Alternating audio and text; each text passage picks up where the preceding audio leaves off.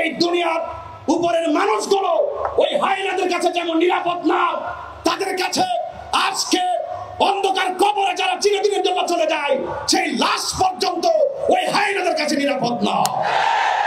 কিন্তু যারা এই মৃত লাশকে উপরে তুলে আঘাত করে আগুন দিয়ে পোড়ায়, এরা কখনো সভ্য জাতি হতে পারে না। এরা বর্বর জাতি হিসেবে বারবার বিবেচিত হয়েছে।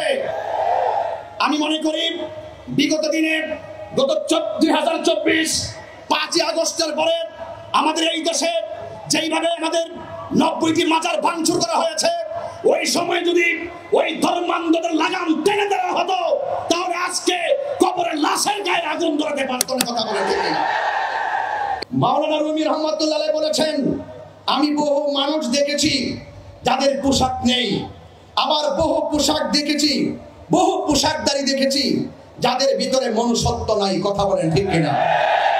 রাজধানী জাতীয় শ্রদ্ধা উদ্যানে শান্তির সমাবেশ